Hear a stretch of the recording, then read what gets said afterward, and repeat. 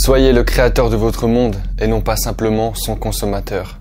James Clear. As-tu déjà eu cette impression de stagner, de ne pas arriver à avancer vers les objectifs que tu t'es fixés? Tu connais ce sentiment, surtout au début de l'année, quand on fixe ses bonnes résolutions et qu'on se dit qu'on va arrêter nos mauvaises habitudes pour les remplacer par des bonnes. Tu te dis, cette fois c'est la bonne, je vais enfin tenir mes bonnes résolutions. Et puis rapidement, tu te rends compte que tu es toujours au point de départ, loin de tes objectifs. Mais alors comment faire pour vraiment devenir la personne que l'on souhaite devenir? Comment arrêter nos mauvaises habitudes qui nous détruisent et les remplacer par des bonnes qui nous élèvent? C'est exactement ce qu'on va voir dans le livre Atomic Habits de James Clear. Ensemble, nous verrons les 4 lois qui nous permettent de créer des bonnes habitudes et comment supprimer les mauvaises habitudes de notre vie.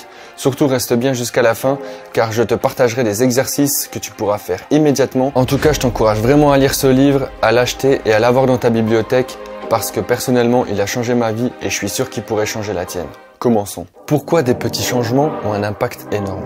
Les habitudes, ce sont les intérêts composés du développement personnel. Si tu t'améliores de 1% chaque jour, tu seras 37 fois meilleur à la fin de l'année. Tandis que si tu régresses de 1% par jour, à la fin de l'année, tu auras presque atteint la limite du zéro. Les habitudes, c'est comme une épée à double tranchant. Elles peuvent soit t'aider à t'améliorer, ou alors elles peuvent carrément te détruire ta vie. C'est pour cette raison qu'il est essentiel de les comprendre. Dans la vie, il faut être patient. Toutes les bonnes choses prennent du temps. Et c'est pareil avec les habitudes. On a l'impression que faire des petits changements au fur et à mesure n'auront aucun impact jusqu'à ce qu'on atteigne un seuil critique où le changement et le retour en arrière ne sont plus possibles. Et c'est à ce moment-là qu'on voit toute la différence et tous les efforts qu'on a fait et que ça finit enfin par payer.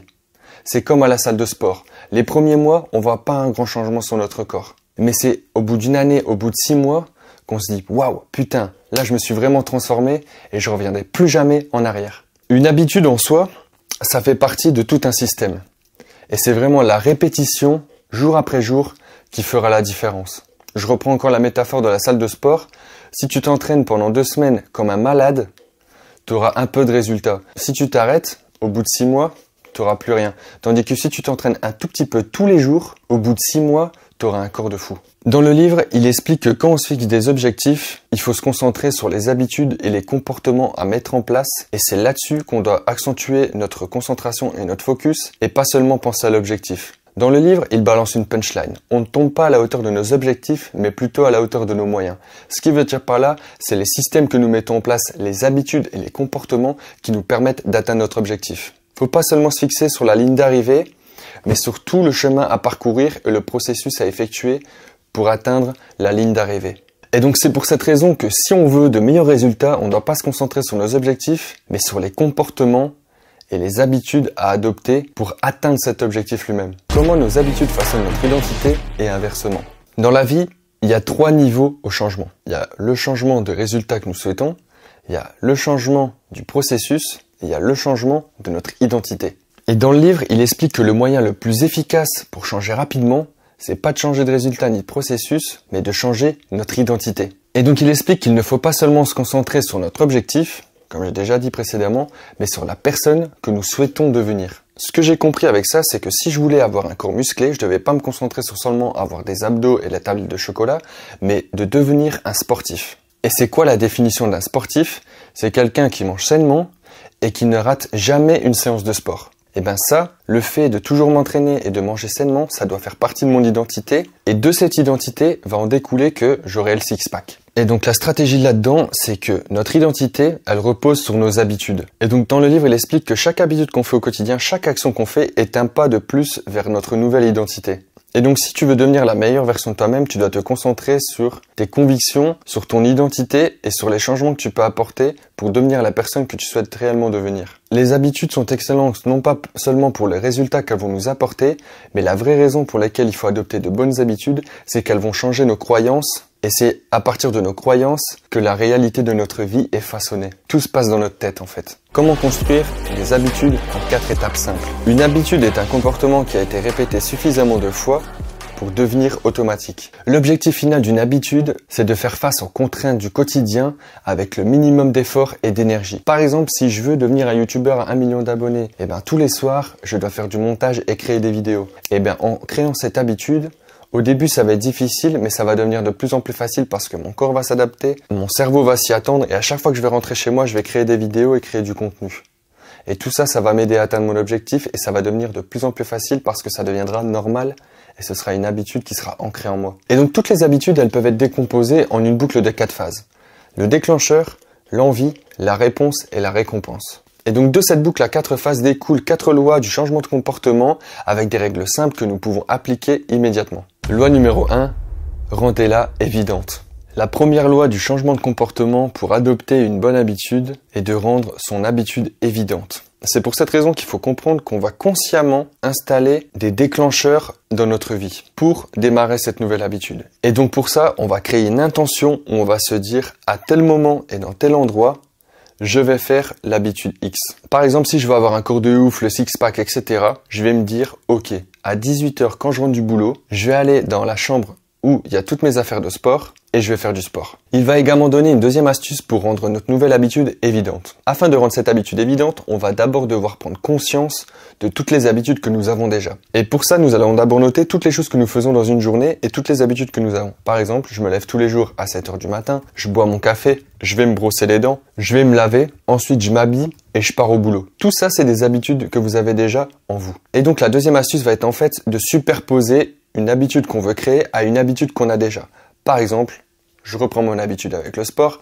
Si je veux avoir un méga six-pack, tous les jours après m'être brossé les dents, je vais faire 20 pompes. Ensuite, dans le livre, il va nous expliquer que la motivation est surestimée et que c'est notre environnement qui est beaucoup plus important. Il nous raconte l'histoire de soldats américains qui sont partis faire la guerre au Vietnam et pour résister à la guerre, rester réveillés plus longtemps, etc., ils étaient devenus accros aux amphétamines. Le gouvernement américain avait peur que s'ils rentraient aux États-Unis, ils resteraient accros aux amphétamines, sauf que ce qui s'est passé, c'est que en changeant d'environnement, la plupart d'entre eux n'étaient plus du tout accros. Et ça nous prouve qu'en fait, notre environnement nous conditionne et nous influence à certains comportements et à certaines mauvaises habitudes qu'on a déjà ancrées en nous, comme le stress du travail qui nous fait bouffer de la merde, ou alors traîner avec des amis, par exemple, qui fument et donc qui vous font fumer. Et donc on en revient à la première phase de la boucle des habitudes, c'est-à-dire les déclencheurs. Dans notre environnement, on va vouloir rendre évident et installer des déclencheurs pour notre nouveau comportement. Par exemple, si je veux faire plus de sport, je vais laisser dans mon salon mes haltères. Ça va faire que je vais les voir régulièrement tous les jours et je vais me dire « Ah oui, c'est vrai, aujourd'hui je dois faire du sport et je vais prendre mes haltères et je vais aller faire du sport. » Et donc peu à peu, nos habitudes, au plus nous les faisons, ne sont plus seulement faites en voyant le déclencheur,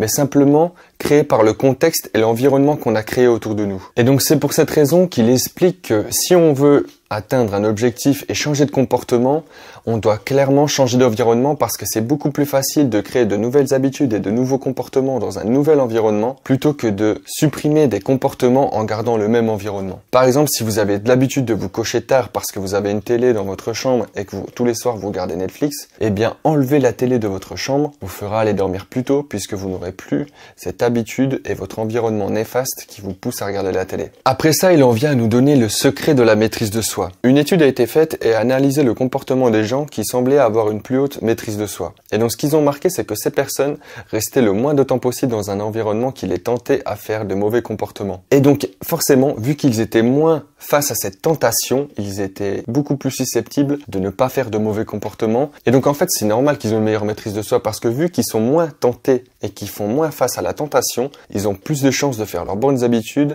et de faire ce qu'ils ont à faire correctement. Et donc c'est pour ça que la motivation elle est surestimée et la maîtrise de soi, c'est simplement le fait de ne pas s'exposer le maximum possible aux mauvais comportements et aux mauvaises choses. Par exemple, si vous voulez avoir un beau corps, manger sainement et maigrir, le fait de ne pas avoir de sucreries dans vos armoires va beaucoup plus vous aider. La loi numéro 2, rends-la attractive. Plus un comportement est attractif, plus il risque de devenir une habitude. Il nous explique dans le livre qu'en fait, les habitudes sont une boucle d'action liée à la dopamine. La dopamine, je suppose que vous connaissez, cette molécule qui nous donne envie ou pas de faire des choses et qui nous fait scroller sur TikTok et sur YouTube toute la journée. Eh bien, lorsque la dopamine augmente, notre envie de faire un certain comportement augmente aussi. Des études ont été menées et on a vu qu'en fait, L'anticipation et le fait de penser à notre comportement nous procurer plus de dopamine plutôt que de faire l'action en elle-même. Et donc plus l'anticipation est grande, plus le pic de dopamine va être élevé. Et donc c'est pour cette raison que la deuxième stratégie est si efficace, parce que le regroupement d'habitudes, faire une habitude que vous voulez faire juste après une habitude que vous faites déjà, permet d'associer un comportement que vous appréciez avec un comportement que vous devez faire. C'est le système de récompense qui va nous aider ici. Si tu veux être en bonne santé, juste après avoir mangé ton plat, ta récompense, ton habitude que tu fais déjà au quotidien, tu peux aller faire une balade de 15-20 minutes, le nouveau comportement que tu vas effectuer pour t'aider. Maintenant, on va parler du rôle des personnes que nous côtoyons au quotidien dans la mise en place de bonnes habitudes. Selon chacune des cultures, certains comportements sont plus attirants que d'autres car ils sont considérés comme normaux. Nous avons toujours tendance à effectuer des comportements ou des habitudes qui sont loués par notre tribu et la société au final. Comme d'aller à l'école, d'étudier, d'avoir son diplôme, ensuite d'avoir un job et la sécurité financière tant voulue par tout le monde. Ça, c'est des comportements et des habitudes qui nous sont imposés par la société et qu'on trouve normal d'appliquer. On dit souvent que nous sommes la moyenne des 5 personnes que nous côtoyons le plus souvent. C'est pour cette raison que l'environnement est si important dans l'atteinte de nos objectifs. Si tu veux atteindre un certain objectif, essaie d'entrer dans une culture, essaie d'entrer dans un environnement et de côtoyer des personnes pour qui ton objectif est la norme pour eux. Et de manière naturelle, tu feras les mêmes comportements qu'eux et tu atteindras ton objectif de manière naturelle. Par exemple, si tu veux faire du sport, tu devrais côtoyer des personnes sportives parce que le comportement sera attrayant. Tu voudras faire comme eux. Dans le livre, il explique que le comportement normal appliqué par la tribu est en position de force concernant le comportement seulement voulu par l'individu. Si tout le monde mange sainement autour de toi, tu paraîtras bizarre si tu arrives avec ton burger et tes chips et tes frites. James Clear va nous expliquer ensuite que pour rendre un comportement une habitude attrayante, il va falloir associer une émotion positive à ce comportement. Parce qu'en fait, nos habitudes sont juste une suite de comportements qui vont nous procurer un sentiment positif. Et donc pour intégrer cette nouvelle habitude dans notre vie, il va falloir y associer un sentiment positif. Et donc pour ça, on va se donner des récompenses régulièrement pour le nouveau comportement qu'on aura fait. Par exemple, si j'ai décidé de faire 100 pompes tous les jours parce que je veux devenir musclé, à la fin de mes 100 pompes, je peux m'autoriser un petit carré de chocolat par exemple. Loi numéro 3, rends-la facile. On a assez parlé de la théorie, maintenant on va passer à la pratique. Pour pratiquer notre nouvelle habitude, on va la rendre aussi facile que possible. Je parlais tout à l'heure de faire du sport et de devenir musclé. C'est pour cette raison que j'ai dit que je faisais 20 pompes par jour. Parce que 20 pompes, c'est hyper facile et il n'y a aucune raison de ne pas les faire. Au plus vous rendez votre comportement facile,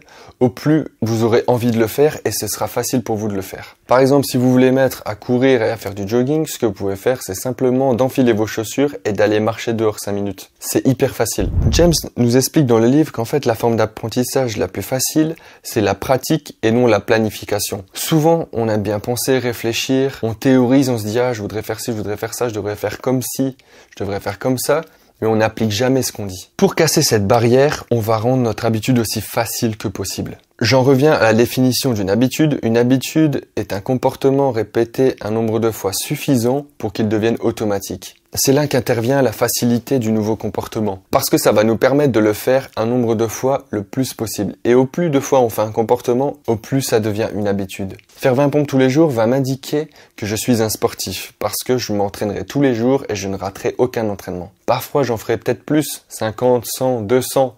Mais la base, c'est d'en faire 20 et de les faire tous les jours. Ici, le temps que nous avons mis pour faire cette nouvelle habitude est complètement inutile. Le but, c'est de le faire tous les jours. Même si c'est qu'une fois que ça dure 1 seconde, c'est de le faire tous les jours. C'est comme ça que ça va s'intégrer dans notre cerveau, dans notre identité, et ça va devenir un cercle vertueux qui nous permettra de nous élever et de devenir la meilleure version de nous-mêmes. Pour rendre une habitude facile, James va nous donner une petite astuce qui s'appelle la règle des 2 minutes. Simplement, faire le nouveau comportement que vous voulez adopter 2 minutes, pas plus. Et vous vous forcez à ne le faire que 2 minutes. Parfois, vous vous sentirez bête et vous vous dites « Mais si je l'ai fait 2 minutes, je peux le faire bien plus longtemps. Et tant mieux. » Et des fois, 2 minutes, ce sera amplement suffisant et vous en aurez peut-être déjà marre. Mais rien que de l'avoir fait 2 minutes, vous vous direz « Ok, c'est facile. » Et bien souvent, on entre dans une boucle où, vu que j'ai déjà commencé, autant terminer ce que j'ai commencé. Notre cerveau a évolué au fil du temps pour notre survie. C'est pour cette raison que la plupart des gens sont fainéants. Parce que notre cerveau va toujours choisir le moindre effort et la facilité. C'est pour cette raison qu'on doit créer un environnement pour lequel notre habitude soit le plus facile possible. C'est à ce moment-là que je disais, je laisse mes haltères dans mon salon. Comme ça, à chaque fois que je les vois, hop, je fais une dizaine de répétitions. et je me sens comme un sportif. Ça renforce mon identité, du coup, je vais pratiquer ce comportement plus souvent, plus longtemps, et avec le temps, j'atteindrai mon objectif. Et donc, pour faciliter le comportement, on veut vraiment créer un environnement où le comportement adapté est facile et surtout, on veut éliminer le sentiment de friction qu'on peut avoir pour adopter ce nouveau comportement. Au plus ça va être difficile d'adopter un nouveau comportement, au moins on va le faire. Et au plus c'est facile, au plus on est susceptible de le faire. Sans énergie et sans effort. Loi numéro 4. Rends-la satisfaisante. Pour adopter un comportement, la récompense doit être agréable. On doit vraiment être satisfait à chaque fois qu'on a fait ce nouveau comportement. Et pour ça, ce qui permet de vraiment être satisfait et de rester motivé pour continuer notre habitude, c'est de voir qu'on progresse. C'est le meilleur sentiment de satisfaction, c'est la progression. Notre cerveau humain a été câblé de cette façon. Au plus on se voit progresser, au plus on est motivé. C'est pour cette raison que j'ai décidé d'installer un tracker d'habitude. De cette façon, je vois le score que j'ai fait et le nombre de jours que j'ai appliqué mon habitude. Et tout ça, ça me donne envie de continuer et j'ai pas envie de casser ma série. J'ai téléchargé une application sur mon téléphone gratuite qui me permet de suivre 5 habitudes en même temps. De cette façon, j'ai pas trop de comportements et de nouvelles choses à suivre, c'est pas trop lourd et c'est hyper facile. J'y ai accès tout le temps, toute la journée et dès que j'ai effectué le comportement que je souhaitais, je peux l'enregistrer immédiatement et avoir ce sentiment de satisfaction et me sentir fier et me voir progresser. Maintenant qu'on a vu ensemble les 4 lois pour adopter une bonne habitude, il suffit de faire l'inverse de tout ce que je vous ai expliqué pour enlever une mauvaise habitude. Comment perdre une mauvaise habitude? On va commencer par la rendre invisible. On va réduire notre exposition à ce mauvais comportement le maximum possible. On va supprimer de notre environnement tous les déclencheurs de cette mauvaise habitude. Ça, c'est la première étape. Deuxième étape, on va rendre cette habitude difficile d'accès et difficile à faire. On va augmenter nos contraintes et donc pour ça, il faut augmenter le nombre d'étapes à franchir pour faire ce mauvais comportement. Par exemple, si vous scrollez trop longtemps toute la journée sur Instagram, supprimez l'application de votre téléphone. De cette façon, ça va rajouter le fait de la télécharger, une étape en plus supplémentaire de vous reconnecter à votre compte pour pouvoir scroller sur Instagram toute la journée. Troisième étape, on va rendre ce comportement insatisfaisant. Et donc pour ça, c'est là qu'intervient notre garant. On peut demander à quelqu'un de nous punir ou même dire en public, par exemple, qu'on ne va plus faire un certain comportement et mettre en jeu notre ego. Par exemple, je pourrais très bien dire à toute ma famille, dans 1 an, je serai musclé. Et ils verront, dans 1 an, si je ne suis pas musclé, ils me le répéteront et ça me fera mal à mon ego de ne pas avoir atteint mon objectif parce qu'ils vont se foutre de ma gueule et ça va me blesser. Et donc pour cette raison, je vais être motivé et je vais appliquer ce comportement à fond. Et ensuite, on va rendre notre mauvaise habitude pas du tout attrayante. On n'aura pas du tout envie de la faire. On va noter et se dire à nous-mêmes tous les avantages qu'on a à ne pas faire cette mauvaise habitude. Ces 4 étapes permettent d'éliminer toutes les mauvaises habitudes. Croyez-moi, je les ai essayées. Et donc, comment enlever une mauvaise habitude? Je vous donne un cas concret. Avant, je mangeais toujours du sucre. Ça me donnait des boutons, ça abîmait ma peau et ça me faisait grossir. Comment j'ai fait? Première étape, j'ai arrêté d'en acheter et j'en ai plus chez moi. Deuxième étape, je me suis listé tous les avantages que j'avais à ne plus manger du sucre. Une plus belle peau, une meilleure santé, une meilleure concentration, etc. Troisième étape, j'ai suivi dans mon tracker d'habitude, je l'ai noté que je ne mangeais pas de sucre. Et donc, chaque jour où je ne mange pas de sucre, je peux valider dans mon habitude que j'ai réussi ce comportement et ça me donne un sentiment de satisfaction. Et quatrième étape, je demande à ma copine de me surveiller et de me rappeler si elle me voit manger une connerie ou quoi, de me rappeler que c'est pas bien. Donc maintenant, je vais vous donner tous les exercices qui m'ont été donnés dans ce livre et que j'ai appliqués pour créer une bonne habitude. Commencez par lister toutes les habitudes que vous faites dans votre journée. Utilisez une formule d'intention pour créer votre nouveau comportement. À ce moment, je vais faire 7 habitudes. Ensuite, utilisez la superposition d'habitudes. Après cette habitude-là, après m'être brossé les dents, je fais 20 pompes. Puis, réaménagez votre environnement pour créer votre nouveau comportement. Créez un rituel de motivation. Faites quelque chose que vous appréciez juste avant une habitude que vous voulez adopter. Maintenant que vous avez créé votre nouvelle habitude, que vous allez la faire après vous êtes brossé les dents par exemple, ne la faites que pendant 2 minutes. Essayez, vous verrez, vous l'adopterez directement. Et à chaque fois que vous allez faire votre nouveau comportement, donnez-vous une récompense. Et de cette façon, vous allez atteindre des résultats incroyables. Et si tu te demandes quels autres livres tu pourrais lire pour te développer personnellement, j'en ai fait une vidéo juste ici.